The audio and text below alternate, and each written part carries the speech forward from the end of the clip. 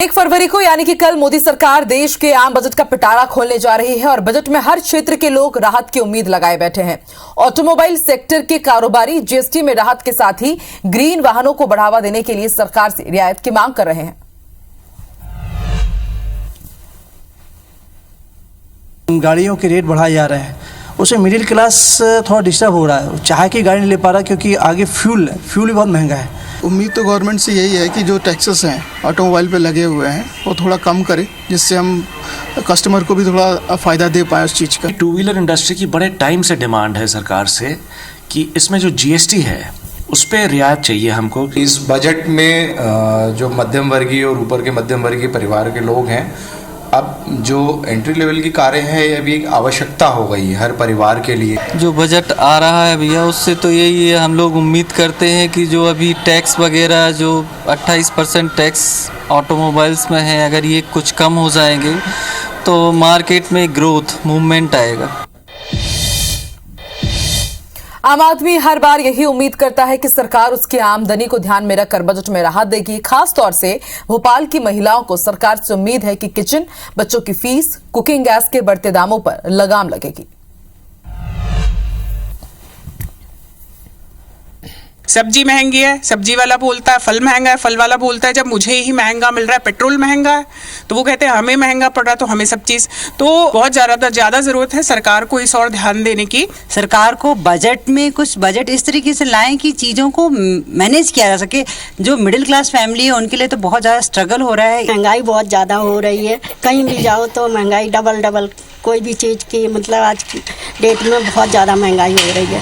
अब महिलाओं के हिसाब से बजट थोड़ा हिसाब से होना चाहिए, है ना। और सारी चीज़ें महंगी हो रही हैं। ऐसा है जो बजट आ रहा है सरकार को भी ना, मतलब खासकर जो मिडिल क्लास की फैमिली है उस फैमिली को ध्यान में रखते हुए बजट लेकर आना है। मतलब सबसे ज़्यादा तो वही है, बच्चों की स्कूल की फीस, हर चीज़ को थोड़ा कम करना चाहिए।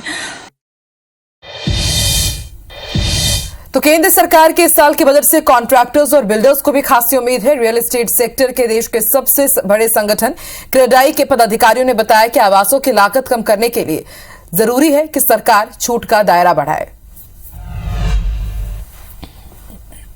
वाला बजट है उससे ठेकेदारों को, मतलब कॉन्ट्रैक्टर्स को और बिल्डर्स को, सभी को बहुत ज़्यादा उम्मीदें हैं कि कम से कम बिल्डिंग मटेरियल की दरों में लगाम कसे, सीमेंट की दरें, सरिया की दरें कम हो, जिससे निर्माण कार्यों में गुणवत्ता आए और हम लोगों के लिए एक आसान माध्यम बन सके कि हम उसमें इंफ्रास्ट्रक्चर और अर्थव्यवस्था में अपनी महती भूमिका निभा सकें। रियल एस्टेट के अंदर खरीदार है बिल्कुल लोअर क्लास आप पे, उसकी जो सब्सिडी की स्कीम है CLSS, सरकार से हम ये सभी यही चाहते हैं कि ये स्कीम बिल्कुल बरकरार रहे। केंद्र सरकार के बजट से मध्य प्रदेश के कर्मचारियों को भी काफी उम्मीदें हैं। कर्मचारियों को लगता है कि बजट में आयकर छूट की सीमा को बढ़ाया जाना चाहिए, पुरानी पेंशन योजना को लागू करना चाहिए और पेंशनर्स को आयकर के दायरे से बाहर रखा जाना चाहिए। पिछली बार भी इनकम टैक्स के लिए जो उन्होंने रखा था वो बहुत कम था। मांग करते हैं कि केंद्र सरकार भी अपने कर्मचारियों को और पेंशनरों को ऐसा कुछ करें कि ताकि ये इनको इनकम टैक्स से छूट मिल सके।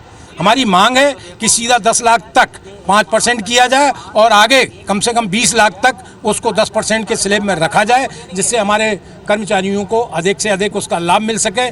पेंशनरों को इस चीज़ से मुक्त किया जाए, इनकम टैक्स से उनको पूरी छूट दी जाए, उनको कोई इससे बंधन से मुक्त किया जाए, उनको महिलाओं को खास तौर से इस चीज़ से छूट दी जाए। पुरानी पेंशन को लागू करना बहुत महत्वपूर्ण है, क्योंकि कर्मचारियों का एक रिटायरमेंट के बाद एक वही जरिया बचता है परिवार को पालने का लिया। तो सबसे पहले तो हम इस पे मांग करेंगे कि जो NPS को उसको हटा के OPS वापस चालू की जाए। और लाजमी जब मान के चले आज के समय कम से कम सभी कर्मचारियों को 12,500 रुपये तो देने ही पड़ रहे हैं।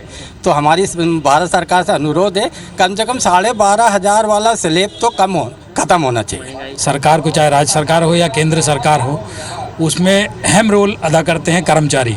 तो कर्मचारियों की दृष्टिगत रखते हुए बजट का प्रावधान किया जाना चाहिए।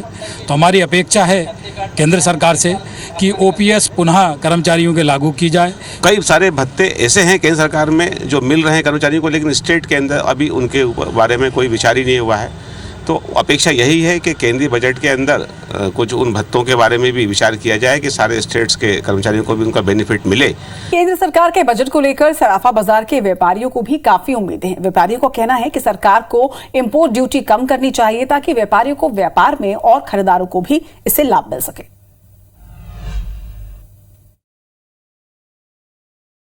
इंपोर्ट ड्यूटी जो लग रही है, बढ़ी हुई है, वो कम हो, क्योंकि रेट लगातार बढ़ते जा रहे हैं। 57,500 का भी हैगा।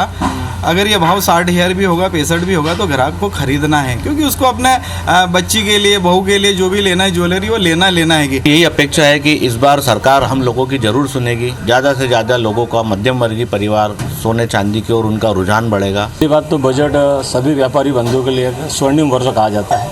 इससे अगले साल की सारी योजनाएं क्रियान्वित होती है। हमारा सरकार से ये अनुरोध है कि वो सारे टैक्सेस कम करके और सोने में जो है ड्यूटी घटाना चाहिए गवर्नमेंट को। कि केंद्र सरकार चांदी सोने के बजट में रियायत दे। इनकम टैक्स की स्लैब है, केवल 5 लाख रुपए तक की छूट है इनकम टैक्स में, तो अभी 5 लाख से इन छूटों को बढ़ा के भी 7 लाख 8 लाख रुपए की दर में लाना चाहिए।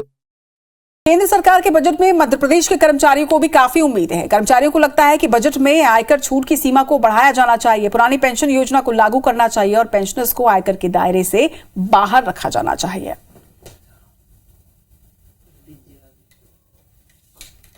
पिछली बार भी इनकम टैक्स के लिए जो उन्होंने रखा था वो बहुत कम था। मांग करते हैं कि केंद्र सरकार भी अपने कर्मचारियों को और पेंशनरों को ऐसा कुछ करें कि ताकि ये इनको इनकम टैक्स से छूट मिल सके।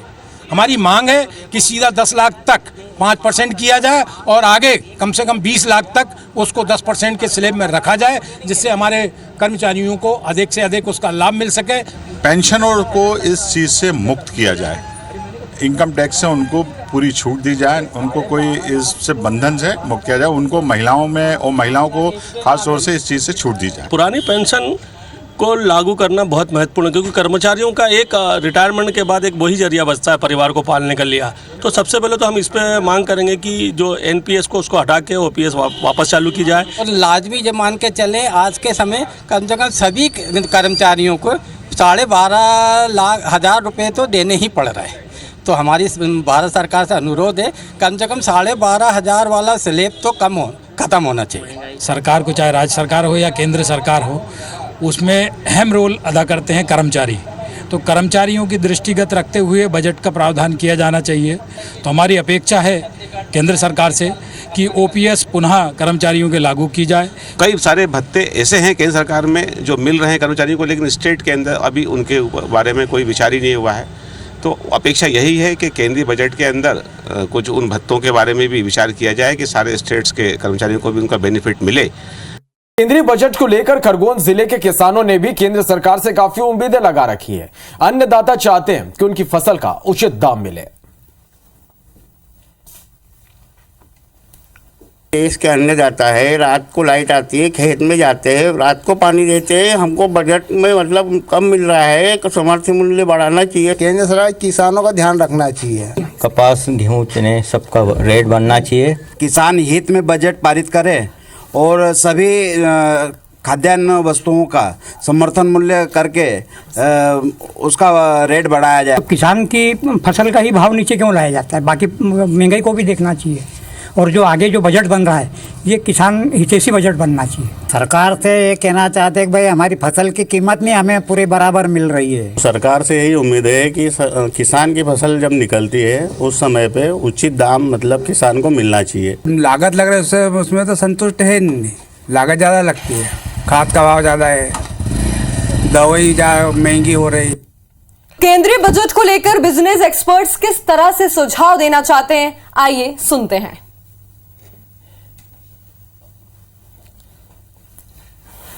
बजट में तो बहुत सारी उम्मीदें हैं। कुछ उम्मीदें ये हैं कि कराधान टैक्सेशन में जो है सरकार कुछ रिलीफ दे। मैं चाहूँगा इस बजट में जो मिनिमम एग्जेम्पशन लिमिट है उसको 2.5 लाख से 5 लाख का किया जाए ताकि आमजन को राहत मिले। डीजल पेट्रोल पे इतना टैक्स लगा रखा है गवर्नमेंट ने जिसको कि कम करे ताकि आम जनता को राहत मिले।